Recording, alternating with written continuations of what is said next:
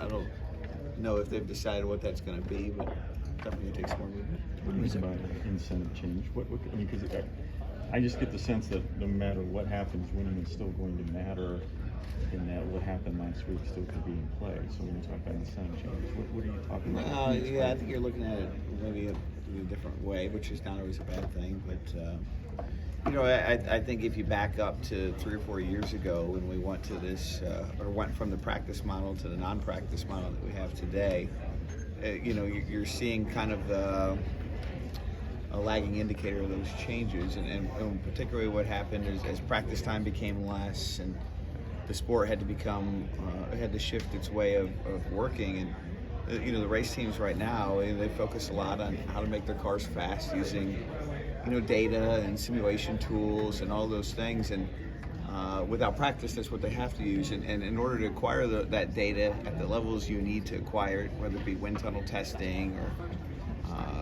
track testing, the pathway to that's all through the OEMs, which gives the OEMs just incredible leverage over the teams, and that flows down to the drivers. And so, if you want to be fast in NASCAR right now, you got to have more so than ever, you have to have a really strong OEM relationship, and there's a lot of leverage there. And that plays itself out, downstream effects through the teams and the racing that you see. And the OEMs have never had more leverage than they have today in the sport. And when they have leverage, they're going to wield it, as probably any of us would. And so, I think the teams feel that. They feel those obligations. They feel those, sometimes even threats from some manufacturers. And it's made its way to now where you guys see it and where the fans see it. And so, those lagging indicators are interesting. I suspect they'll just continue to grow unless they get checked, and NASCAR has the challenge in front of them exactly how to check that. At the end of Martinsville, did you know what was going on? Was it pretty clear to you? I knew something was wrong, but when I'm in the car, Bob, I can only see this much, and I hear from my spotter, and I'm like, something didn't feel right, but I don't know. I didn't know obviously everything that happened, but it's pretty clear once you turn on the X or whatever it's called, and see that the actual feeds, and there's some great feeds that break it all down.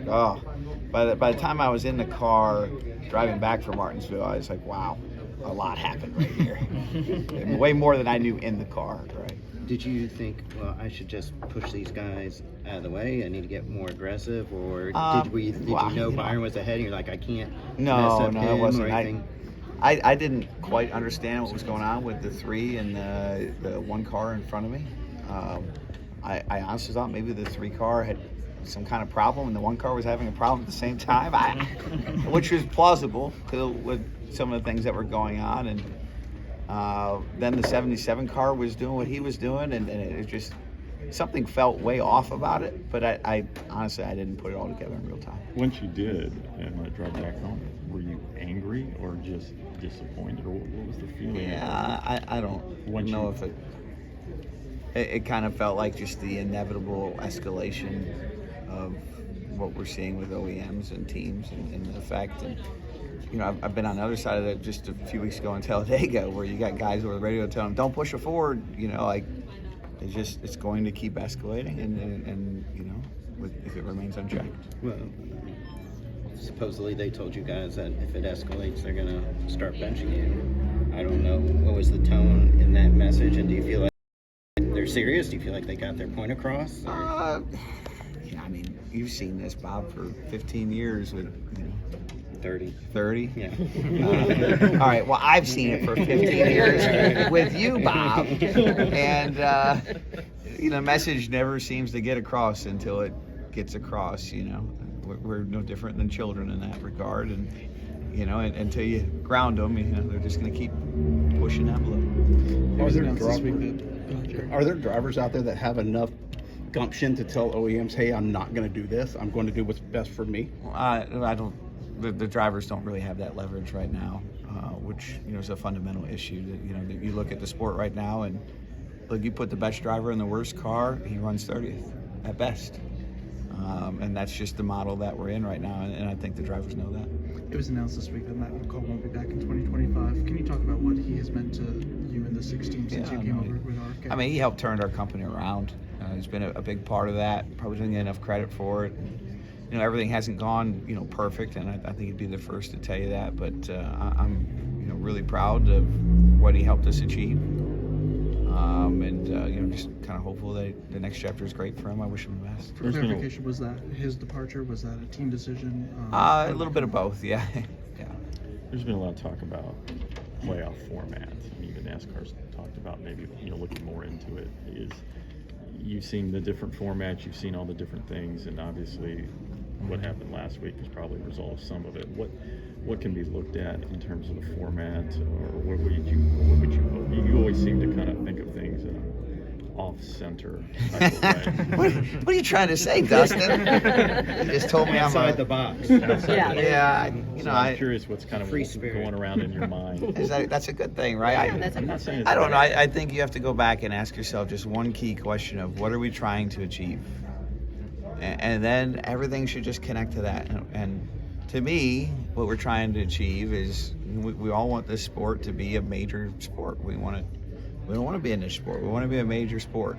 And the easiest measurement of that is, you know, our fan sentiment and fans vote through, you know, their butts and their eyeballs. You know, do they sit in the stands and do they watch on TV or whatever medium they might watch on? And that should be the measurement as to whether the playoffs or whatever format is successful. You know, as it stands today, I think there's opportunity for our sport to grow, and I think it probably requires a clean look at what format gets the most eyeballs and butts in the seats. Well, I mean, the ratings have been up in the playoffs, so I guess the argument could be made nothing needs to change in one sense. Yeah, I mean, the ratings, you know, are we comparing year to year? Are we comparing against earlier in the season? I mean, ratings being up is you know, what year are you comparing against? If we're comparing against 2012, then the ratings clearly aren't up, right? So I think you have to be really intentional with what you compare to. This is Custom Patch Hats. But what makes us custom? Well, that actually begins with you. We're just bringing your unique vision to life. No knockoffs, no lookalikes. Your design is one of a kind. We know hats, we know design, and we know quality. The proof? It's in our production. Hand-stitched with precision and care, with brands you know and trust. A one-of-a-kind patch deserves a one-of-a-kind treatment, all the way to your doorstep. It's how we keep it custom. Steven Stumpf of Frontstretch.com here. Come back for more great racing videos, and if you like us, don't forget to hit that subscribe button.